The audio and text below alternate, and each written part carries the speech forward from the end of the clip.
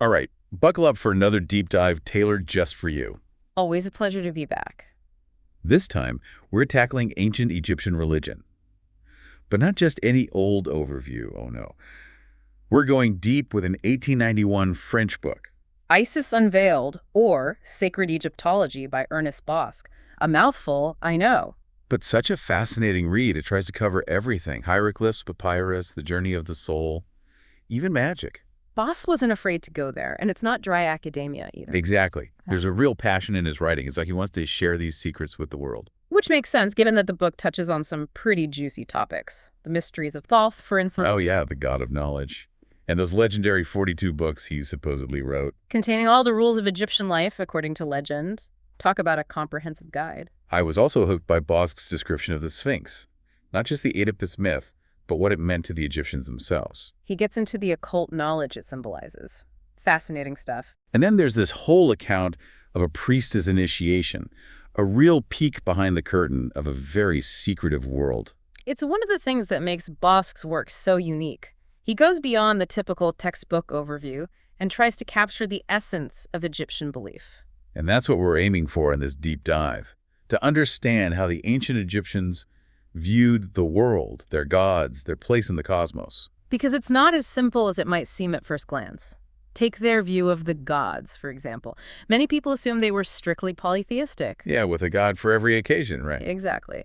But Bosc points out something much more nuanced. While they had a vast pantheon, the Egyptians actually believed in a single unknowable god. Wait, really? So all those different gods? They were seen as different aspects, different roles of the one ultimate source.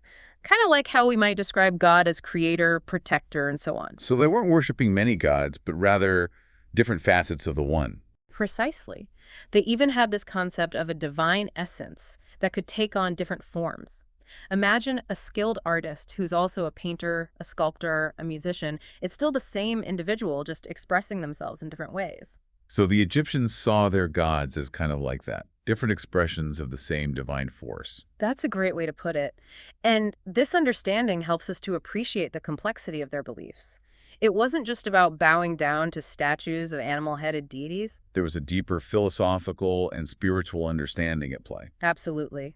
And this depth is also evident in their understanding of key figures like Thoth, the god of writing and knowledge, often equated with the Greek Hermes Trismegistus, meaning thrice great. Right. I mean, he's the god of knowledge. You have to take him seriously. And those 42 books of Thoth, supposedly containing all the rules of Egyptian life, well, wouldn't you want to get your hands on We that? settle for a Cliff Notes version at this point.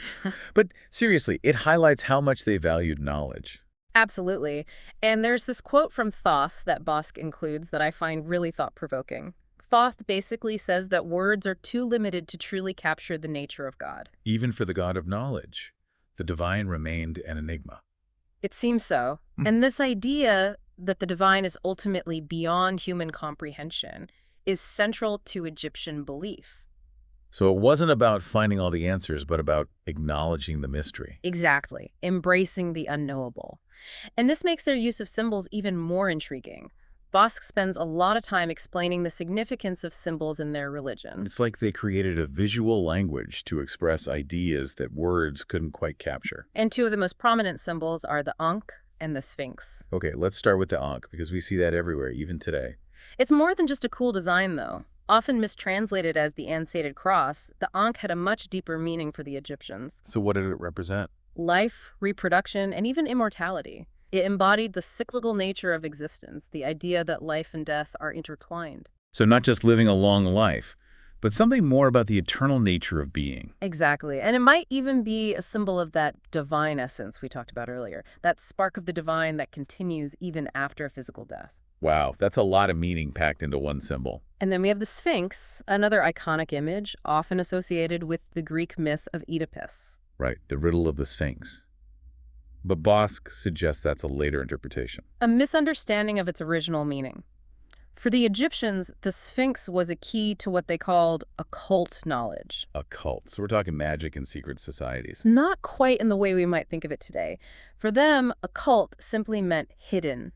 It referred to esoteric wisdom, accessible only to those initiated into their mysteries. So the Sphinx was like a guardian of this secret knowledge. Exactly. And each part of its form had symbolic meaning. The head, the paws, the wings, the tail. They represented the qualities needed to unlock these deeper truths. Which were? Know, will, dare, and keep silent. Okay, that's pretty badass. And when you think about the sheer size of the Great Sphinx, it definitely adds to this sense of awe and mystery. Bosc even mentions a hidden entrance within the Sphinx, which of course makes you wonder what secrets it might hold. But we'll have to save that for another deep dive. Right. We've got plenty more to unpack with the Egyptians, their views on the afterlife, for instance. Oh yes, that's a fascinating topic. The Book of the Dead, the concept of Sahu, the spiritual body. And don't forget that priestess initiation story. I'm dying to hear more about that. Well, we've only just scratched the surface, but we'll delve deeper into those mysteries next time. That priestess initiation, it's still swirling around in my head. It's a powerful image, isn't it? All that mystery and symbolism. And the questions it raises. Like, what kind of training did these priestesses go through? Well, if those 42 books of Thoth really did cover everything about Egyptian life, imagine the education these women had. I'm picturing ancient Egyptian cram sessions, hieroglyphic flashcards. It wasn't just about memorizing rituals, though. These women were expected to be keepers of sacred knowledge, guides on the spiritual path. And not just in the temple, right? Bosc mentions them advising pharaohs. Oh, absolutely. They played a vital role in all sorts of areas, healing, interpreting dreams, even matters of state. Their wisdom was highly sought after. Talk about girl power. Okay, but back to the initiation itself. That luminous disk still has me intrigued. Yes, the million-dollar question. Was it a physical object or something more? Bosc describes it as a disk of light communicating directly with the initiate's mind. It's like a sci-fi brain download. Some scholars think it might have been a symbolic representation of the divine. Which would make sense, given their belief in a single, unknowable god. But then there's the idea that it could have been a manifestation of Bara's own spiritual energy, her Sahu. Right, that spiritual body that continues after death. So maybe it was more about tapping into a deeper part of herself. It's a fascinating possibility. And then there's the out-of-body experience she describes. Traveling to another realm, encountering beings of light. It's like a glimpse into what lies beyond. And they were exploring these ideas thousands of years ago. It really challenges our assumptions about the sophistication of ancient cultures. Totally. They're grappling with some pretty profound questions.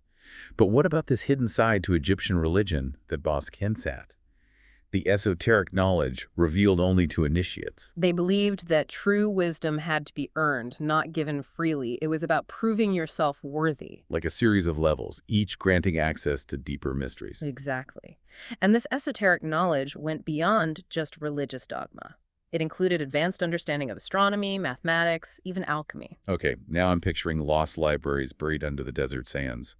Scrolls filled with the secrets of the universe. Maybe those libraries are more myth than reality, but the idea that the Egyptians held knowledge we've yet to rediscover, that's pretty intriguing. All right, so we've talked gods, symbols, the afterlife, secret knowledge.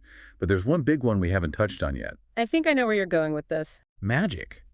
Was it like the stuff of fantasy movies?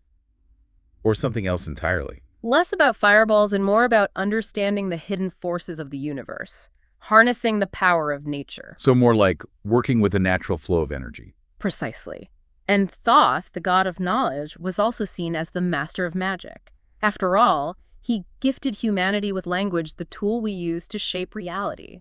Wait, so they believe words had actual power, like you could speak things into existence? In a sense, yes. They understood the creative potential of language, how it shapes our thoughts, emotions, even our physical reality.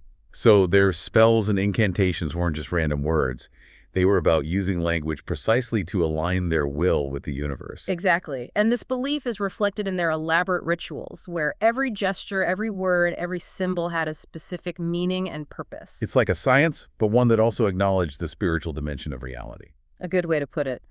But the Egyptians also understood that magic was a double-edged sword. It could be used for good or for ill, depending on the intentions of the practitioner. There were strict rules, consequences for those who misuse their power. Because with great power comes great responsibility. Exactly.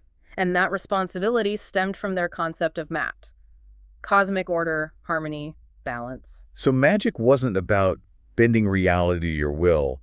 It was about understanding the natural order and working in harmony with it. You've got it. Aligning yourself with the cosmic order, living in accordance with those divine principles. Which brings us back to that thought-provoking question Bosc poses. What happens when a society loses its connection to the sacred? What fills that void? That's a question worth pondering, especially in our modern world. And it's one we'll explore further in the final part of our deep dive. Okay, back for the final leg of our journey through Isis Unveiled. I'm still processing everything we've uncovered about the ancient Egyptians. It's a lot to take in, isn't it? Their views on the divine, the power of symbols, those secret initiations. And the magic. But what's been sticking with me is that question Bosc raises towards the end. What happens when a society loses its connection to the sacred? It feels particularly relevant today. It does, doesn't it? Bosc seems to suggest that part of Egypt's decline was this shift towards materialism, a focus on worldly power at the expense of spiritual understanding. Like they traded their connection to something greater for more, well, earthly concerns. Kind of a losing sight of the forest for the trees situation. Exactly. We get so caught up in the details of our lives that we forget to look up and see the bigger picture, the interconnectedness of it all. And when that happens, what fills that void? I mean, we see it all around us, don't we? Conflict, division, this sense of meaninglessness. It's like we're constantly searching for something to fill that emptiness, but we're looking in all the wrong places. Because the Egyptians understood that true fulfillment comes from aligning ourselves with something larger, something beyond our individual egos. Principles like Ma'at, for example, cosmic order, justice, balance. When we live in accordance with those principles, it creates a ripple effect. It's not about rejecting ambition or material success. It's about finding a balance, right?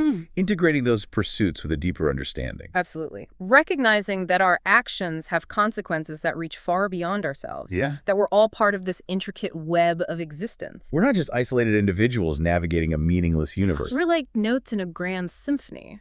And when we're in tune with those universal principles, we create a more harmonious and beautiful composition. It's about recognizing that spark of the divine within each of us, that divine essence the Egyptians talked about, nurturing it so it illuminates our thoughts and actions. Beautifully said. And maybe that's the most valuable lesson we can take away from Isis Unveiled. It's not about conquering the external world, but about mastering the inner one. Cultivating those qualities that connect us to something timeless and universal, the sacred, as Bosc calls it. A message that's more relevant than ever, wouldn't you say? Absolutely. Especially when we look at the challenges we're facing today. So much of it stems from a sense of disconnection, from ourselves, from each other, from the natural world. But the good news is that this connection to the sacred is always available to us. It's within each of us, waiting to be rediscovered. So as we wrap up this incredible journey, what's the one thing you hope our listener takes away from it? The ancient Egyptians, despite their eventual decline, offer us a powerful reminder. True wisdom and lasting fulfillment come from aligning ourselves with something greater than ourselves, nurturing those qualities that connect us to the divine. It's a powerful message, and one I hope we can all carry with us. Me too. Well, on that note, I think it's time to bring this deep dive to a close. Thank you for joining us on this exploration of ancient Egyptian religion. It's been a pleasure sharing these mysteries with you. And to our listener, may this journey inspire you to continue seeking those timeless truths that resonate within your soul. Until next time, happy diving.